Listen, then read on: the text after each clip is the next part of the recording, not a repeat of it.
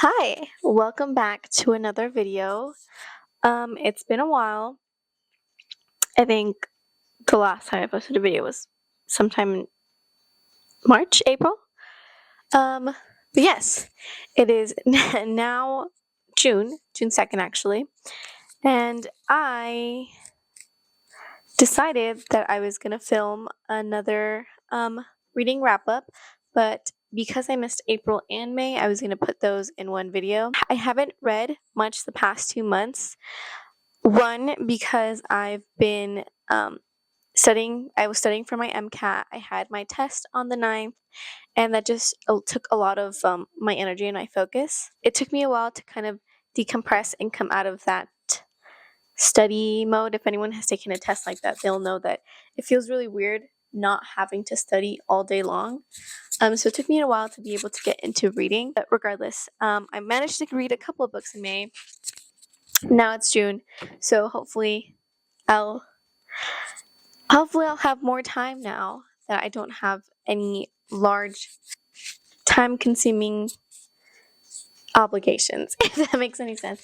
Anyways, okay, so like I said, we're gonna do both April and May.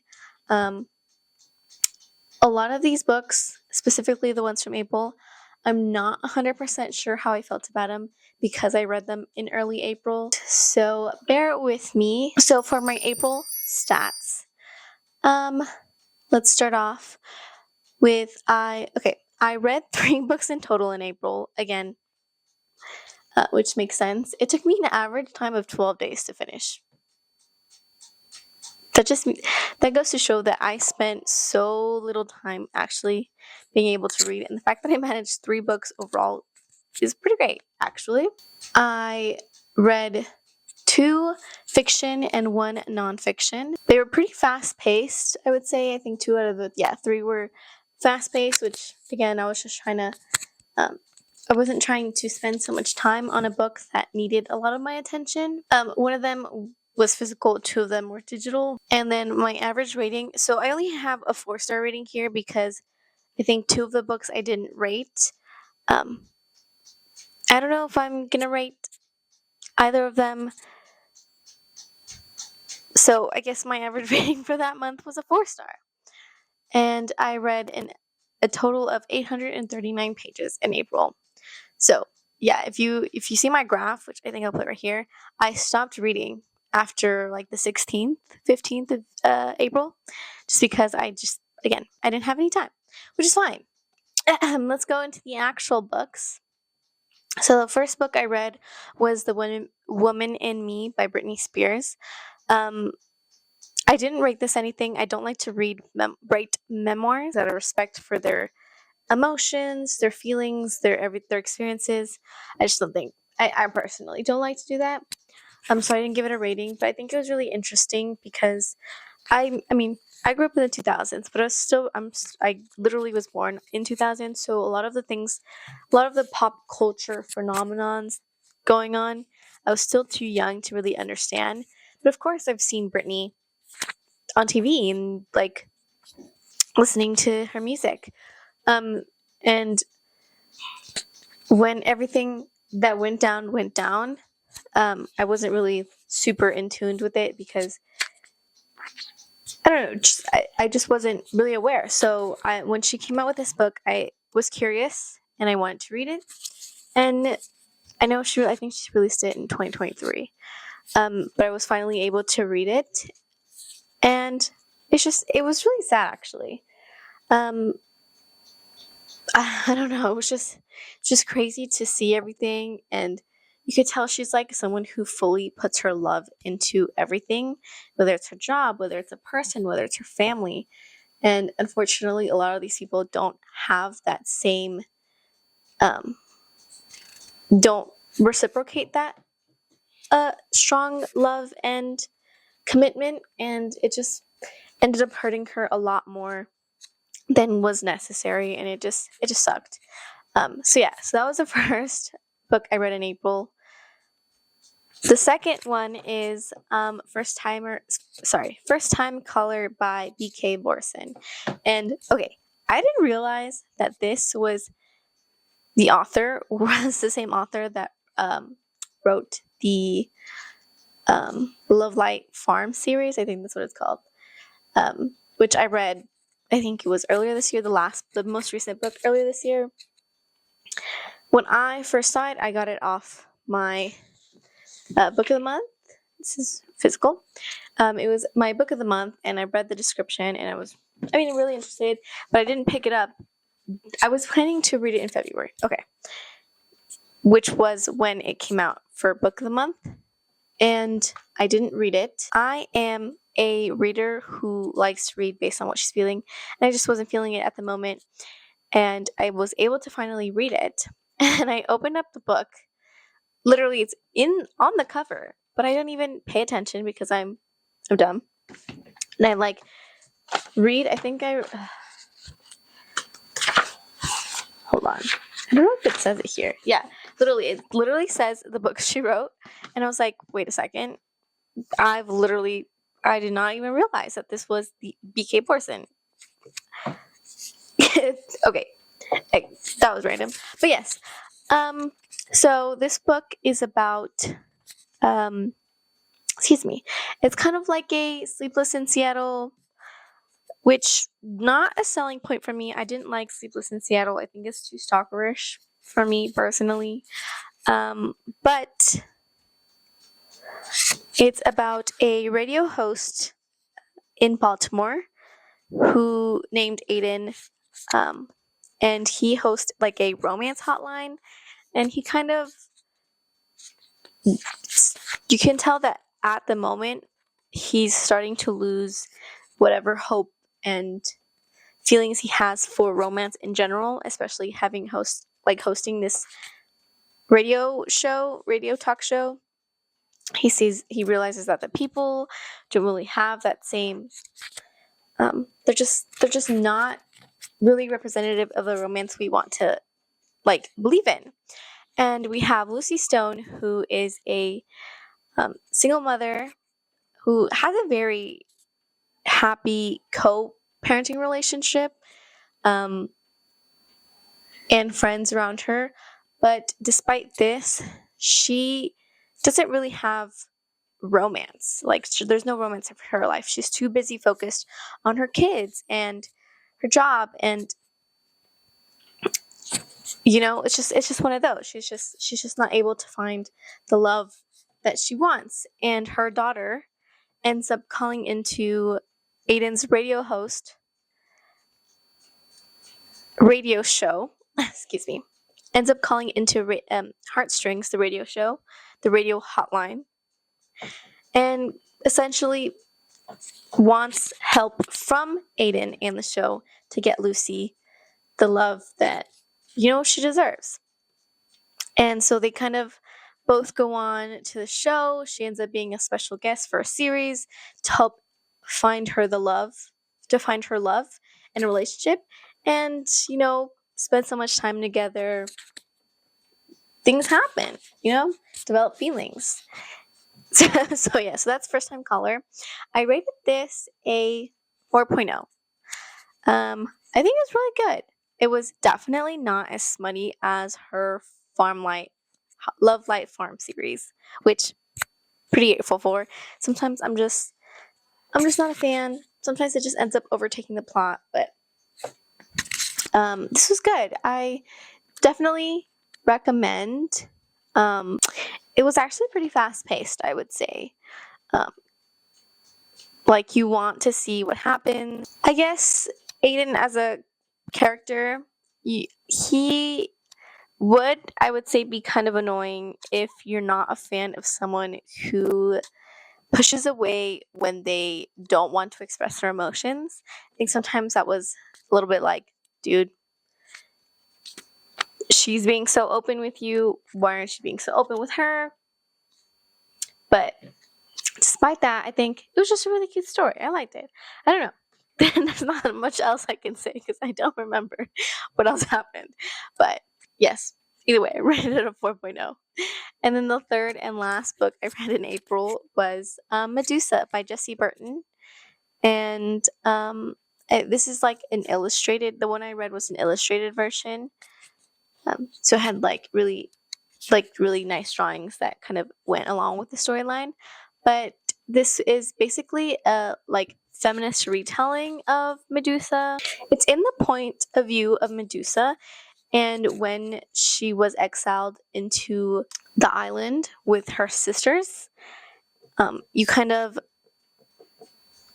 learn about how she got to that point throughout the story, but the reason we're able to find out is because Perseus arrives into the island and she kind of forges this like relationship again without him knowing that she is Medusa, and she likes that version of herself.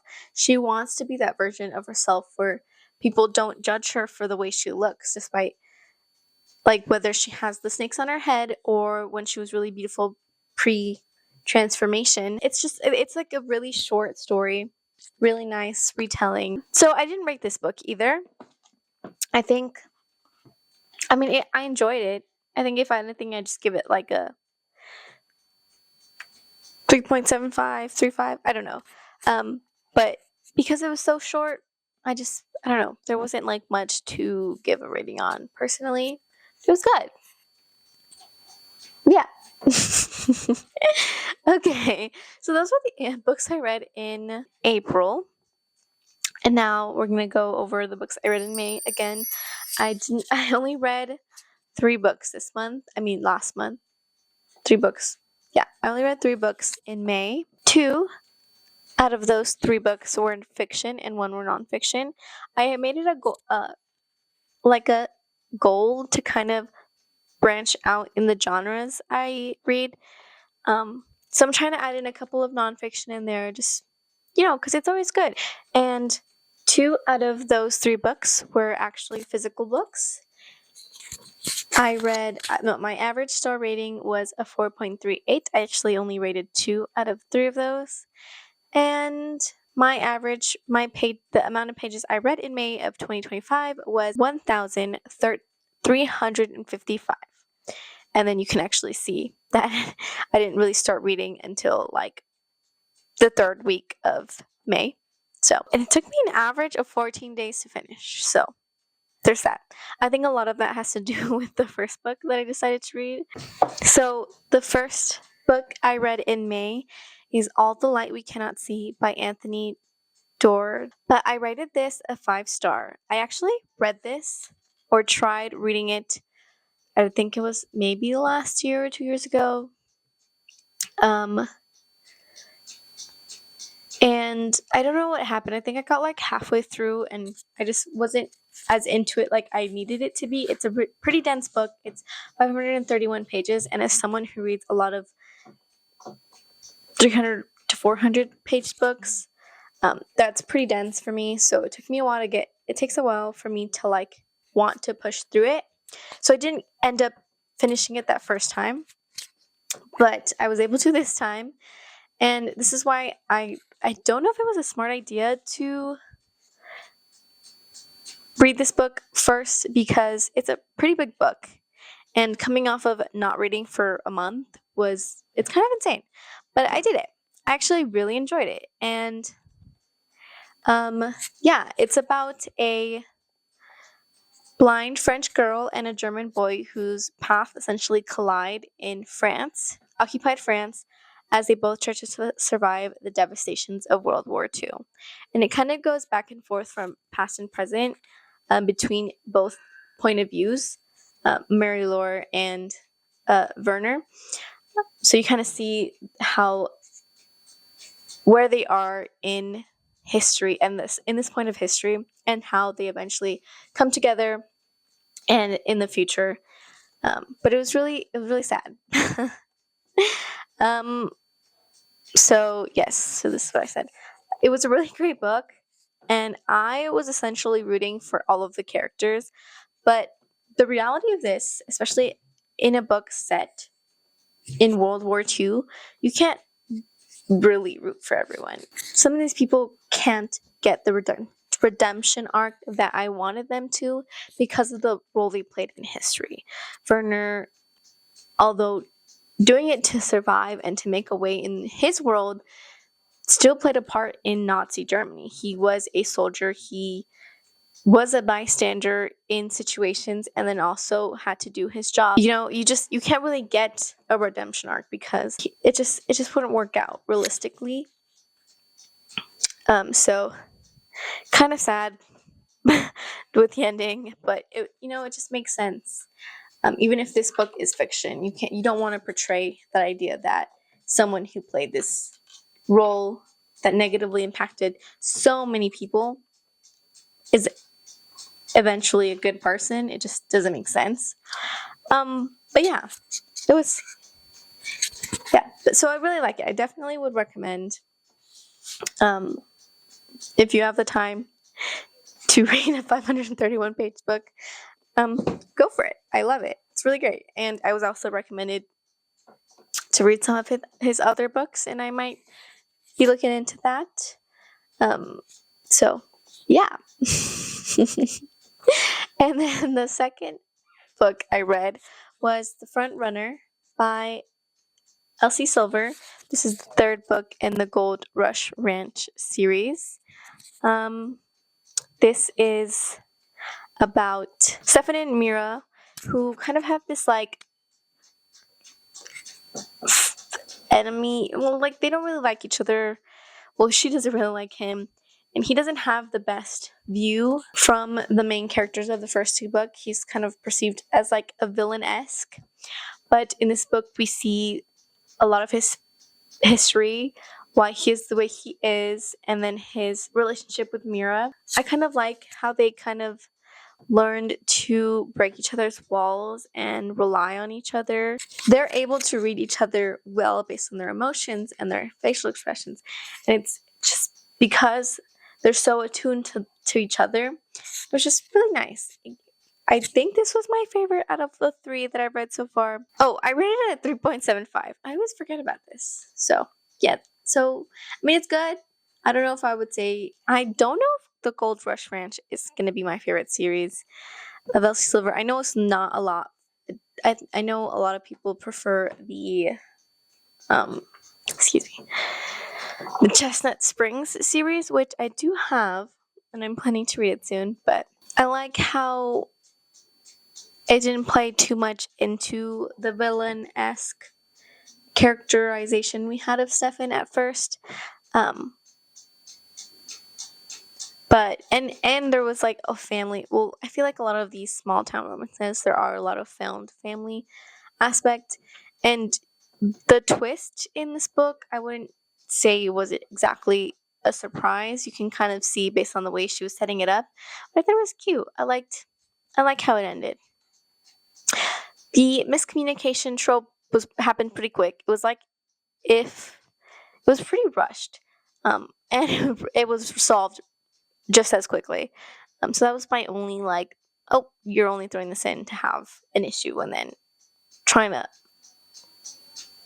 give a happy ending near the end of the couple hundred pages. But regardless, I think it was nice. And then finally, I actually finished this on the last day of May, was The Immortal Life of Henrietta Lacks by Rebecca Skloot.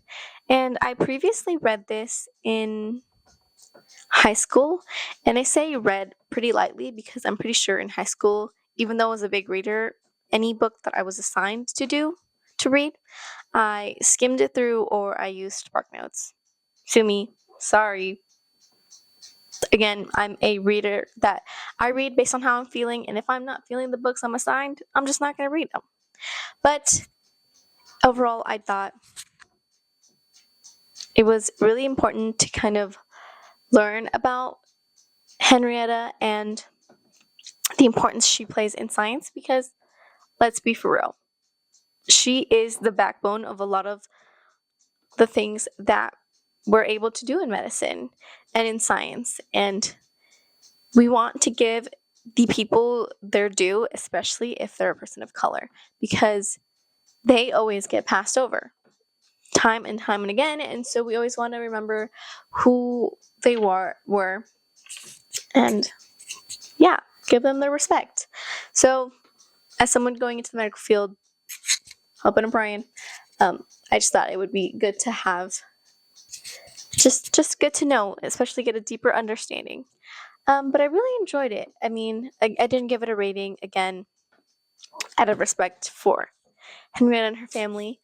Um, it just was kind of so sad to see how little they earned. The family was basically forgotten about, and everyone else kind of just made money or recognition. They earned money, they earned recognition, they earned so much from this woman, and her family didn't earn nothing, essentially. Even near the end, even at the end, a lot of Henrietta's life is basically like the city she was born in, it's pummeled, it's like gone. But ourselves, and hopefully with this book and with other people recognizing her, her contribution will live on. I know I was doing a little bit of research post book. I know Rebecca Skloot still keeps in touch with the family, and she still has her foundation that helps support future the Lax children, like the future generations in their journey for education, which I think is really nice. I know there's a couple of criticisms because this is a white woman who still put a lot of herself and her role in the book, which I understand. The criticism, you want to learn about Henrietta, and you see a lot of how white people kind of took over in kind of, yeah, they like overshadow her and her contributions, and I understand why that would be a criticism. But I think it's still a really good starting point to have that knowledge, this book. If the Lax family trusts her, then there's obviously some reason to trust. And yeah, there's apparently an HBO film, but I don't know if I'm going to be watching that.